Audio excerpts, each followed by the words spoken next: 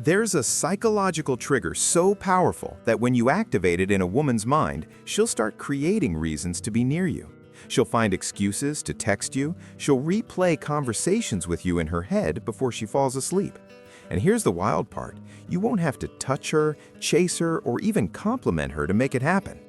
Most guys think attraction is about what you do, the moves you make, the words you say, the confidence you project. And sure, those things matter. But what I'm about to show you operates on a completely different level. It bypasses her logical mind entirely and speaks directly to the ancient part of her brain that craves connection, mystery, and emotional depth. If you're tired of being the nice guy who gets friend-zoned or the guy who tries too hard and watches her lose interest, stick with me, because by the end of this video, you'll understand exactly how to become the man she can't stop thinking about. And if this resonates with you, go ahead and subscribe, because we're going deep on attraction psychology that most people will never understand.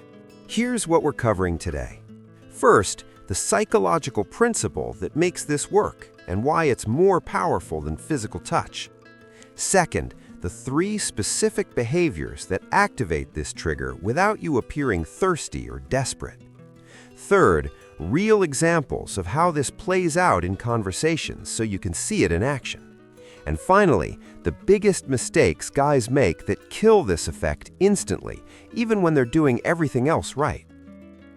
Let's start with something most guys get completely wrong.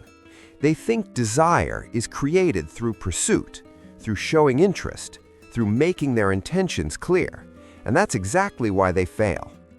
Desire isn't created, it's cultivated. It grows in the space between certainty and uncertainty. It thrives in the gap between what she knows about you and what she's desperate to discover. The moment you become predictable, the moment she can fully figure you out, that's the moment the spark dies.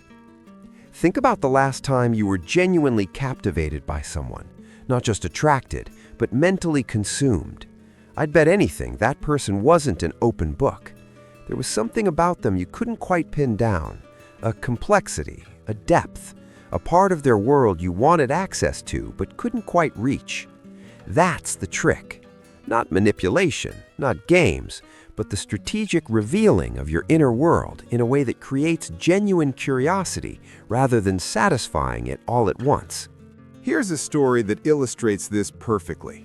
I knew a guy named Marcus who was objectively a catch. Good-looking, successful, genuinely kind. But he had this pattern where women would seem interested at first, then gradually pull away. He'd come on strong, share everything about himself on the first few dates, text constantly, make himself completely available. He thought he was being open and honest, but what he was actually doing was eliminating all mystery. Then something shifted. After a particularly frustrating situation, he decided to try something different. He started treating his inner world like a private gallery. Not everyone gets access, not everyone gets the full tour. And the parts he did share, he shared with intention, revealing layers gradually rather than dumping everything at once. The change was immediate. Women started leaning in during conversations. They'd ask follow-up questions. They'd bring up things he'd mentioned days earlier, showing they'd been thinking about him. He didn't become cold or distant. He just became selectively open, and that selectivity created value. So what does this actually look like in practice? Let's break down the 3 core behaviors that make this work. The first behavior is what I call calibrated disclosure. This means you share things about yourself, but you do it in layers. You give her a glimpse into your world, but not the whole picture. You answer her questions, but you leave threads hanging that make her want to pull. For example, if she asks what you did over the weekend, instead of giving her a complete chronological breakdown, you might say something like, "I had this unexpectedly deep conversation with someone I barely know. Made me rethink some things." Then you naturally move on. You've shared something real, something that reveals you're thoughtful and introspective, but you've created a gap. She's going to wonder what the conversation was about, who it was with, what you reconsidered. You're not being evasive, you're not playing hard to get, you're simply communicating the way interesting people naturally communicate. They don't over-explain. They trust that if someone is genuinely interested, they'll ask. And if they don't ask, that tells you something too. The second behavior is maintaining independent value. This is about having a life that's genuinely engaging and not being afraid to prioritize it. When you have things going on that genuinely excite you, projects that consume your attention, relationships that matter to you, it shows. You're not always available. You're not constantly checking your phone. You're not rearranging your entire schedule to accommodate someone you barely know. This isn't about playing games or deliberately ignoring her. It's about having genuine boundaries and priorities.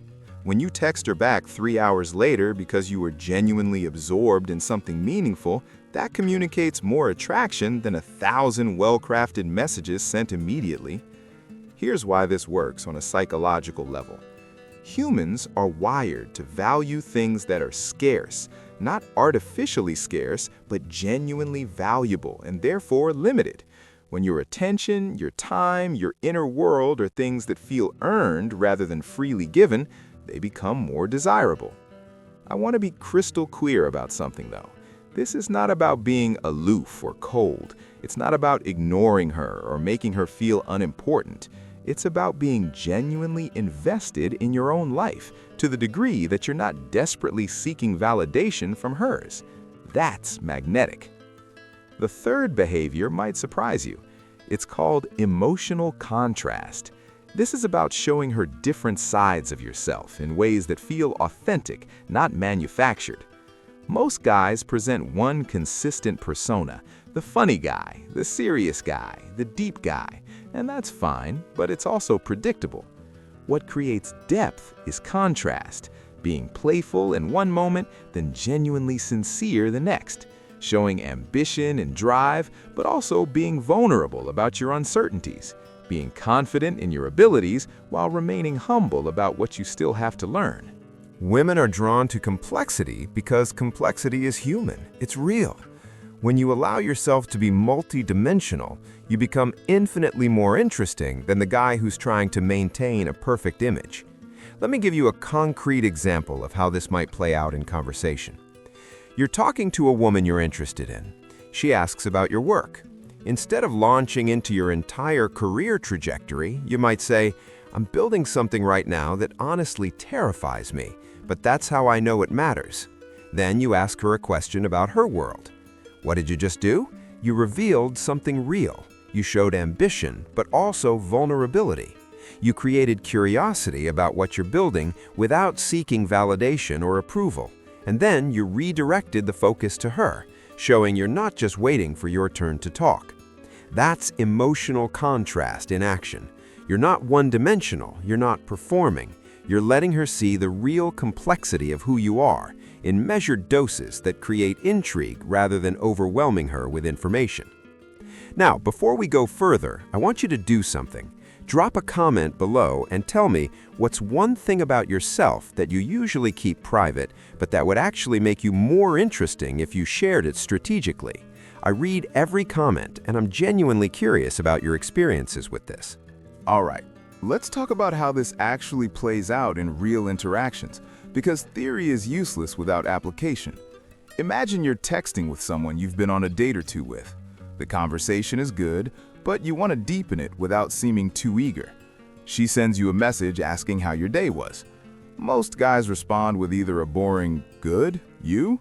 or a lengthy paragraph detailing every mundane activity. Instead, you might respond with something like, "Had one of those moments today where everything suddenly made sense. Can't quite put it into words yet." This does several things simultaneously.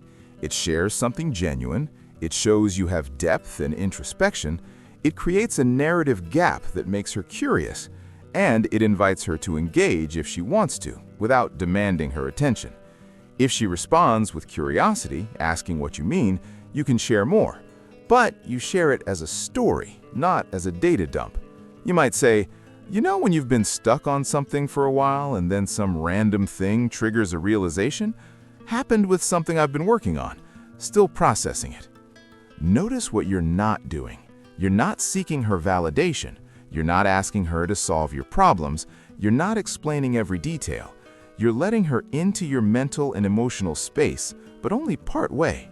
You're treating your inner world as something valuable and access to it as something earned through genuine interest and connection.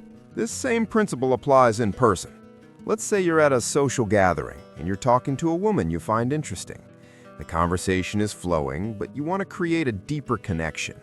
Instead of monopolizing the conversation or interviewing her with question after question, you share observations that reveal how you think. You might notice something about the environment and offer a perspective that's uniquely yours, not to impress her, but because that's genuinely how you see things. You might say something like, "It's interesting how everyone here is networking so aggressively, but the best connections I've made have always happened when I stopped trying." Then you pause and give her space to respond. What you've done is offered a window into your worldview. You've shown you're observant, thoughtful, and not just following the script everyone else is following. And you've created an opportunity for a real conversation rather than small talk. The key in all of these examples is authenticity paired with intention. You're not making things up or playing a character. You're selectively revealing the most interesting, complex parts of who you genuinely are, and you're doing it in a way that creates space for curiosity and connection. Now, let's talk about the mistakes that kill this effect instantly, because I see guys sabotaging themselves with these all the time. The first mistake is over-explaining. When you feel the need to justify everything you say, explain every decision, or fill every silence, you destroy the mystery. You communicate insecurity. You suggest that you don't believe your own perspective is valuable unless you can argue for it. Confident people make statements and let them breathe. They share perspectives without needing everyone to agree. They're comfortable with the fact that not everything needs to be understood immediately or fully. The second mistake is inconsistency. If you're mysterious and interesting one day, then desperately seeking validation the next, you're not creating intrigue, you're creating confusion, and not the good kind. Women can sense when you're performing versus when you're genuinely being yourself. The calibrated disclosure I talked about earlier only works when it's coming from a place of genuine self-worth, not from a strategy you're trying to execute perfectly. The third mistake, and this is huge, is forgetting that this is about mutual connection, not manipulation. The goal is not to trick someone into being interested in you. The goal is to present yourself authentically in a way that allows the right person to be genuinely intrigued by who you actually are. If you're using these principles to hide the fact that you have no depth, no interests, no inner world worth exploring, it won't work. You can create temporary curiosity, but it will evaporate the moment she realizes there's nothing beneath the surface. This brings me to the most important point of this entire video. The illegal trick isn't really a trick at all. It's about becoming someone worth being curious about. It's about developing genuine depth, pursuing things that matter to you, having perspectives shaped by real experiences, and then being strategic about how you reveal all of that. Most guys are either completely closed off, sharing nothing real, or they're completely open, sharing everything immediately. Neither creates lasting attraction. What creates attraction is the dynamic tension between revelation and mystery. It's letting someone discover you gradually, like uncovering layers of an interesting story. Think about the best books you've ever read, or the best shows you've ever watched. They don't explain everything in the first chapter or episode. They reveal information strategically. They create questions before they provide answers. They make you lean in, pay attention, and invest emotionally in the outcome. You can do the same thing in your interactions, not through manipulation, but through genuine self-awareness and intention. Here's a practical challenge for you. For the next week, practice calibrated disclosure in your conversations. When someone asks you about yourself, resist the urge to explain everything. Share something real, but leave space for curiosity. Notice how people respond. Notice how the dynamic shifts when you stop treating your inner world as something freely available to everyone. And here's another thing to try. Develop your independent value. Invest in something that genuinely matters to you. A project, a skill, a relationship, something that absorbs your attention and passion in a real way. Because when you have that, you won't need to create artificial scarcity. Your time and attention will naturally become more valuable because they're genuinely invested elsewhere. This is about fundamentally shifting how you show up in the world, not as someone trying to impress or convince, but as someone who knows their own value and allows others to discover it. Let me share one more story before we wrap up. I worked with a client named David who was stuck in the same pattern. He'd meet someone, feel a spark, and immediately go all in.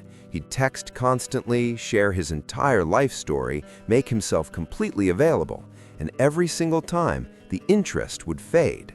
We worked on this exact principle, not playing games, but being more intentional. He started sharing less up front and investing more in his own life. He took up photography, something he'd always wanted to do. He reconnected with friends he'd been neglecting. He became genuinely busy and fulfilled. The shift was dramatic. Not only did women respond differently to him, but he felt different. He wasn't approaching interactions from a place of scarcity or neediness.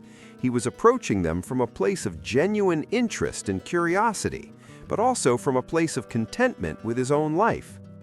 One woman he started seeing told him months later that what initially drew her in was that she couldn't quite figure him out. Not because he was playing games, but because he had genuine depth, and he didn't feel the need to display all of it immediately. She felt like she was discovering someone interesting rather than being sold to. That's the energy you want to cultivate.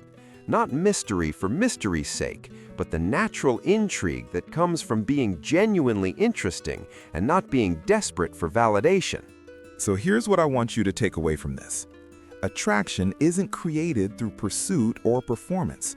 It's cultivated through authentic self-presentation, strategic revelation, and genuine investment in your own life. When you have depth and you share it intentionally, you become someone worth being curious about. And curiosity is the foundation of genuine desire. If this video gave you a new perspective on attraction, do me a favor and hit that like button. It helps more people discover this content.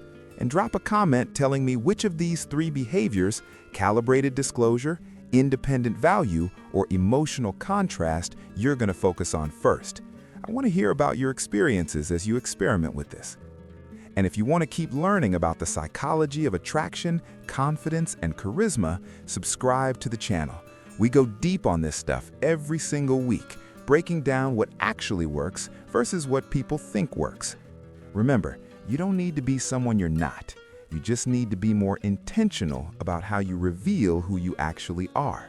That's where real attraction lives, not in tricks or tactics, but in the genuine depth and complexity you already possess, shared with intention and self-awareness. I'll see you in the next one.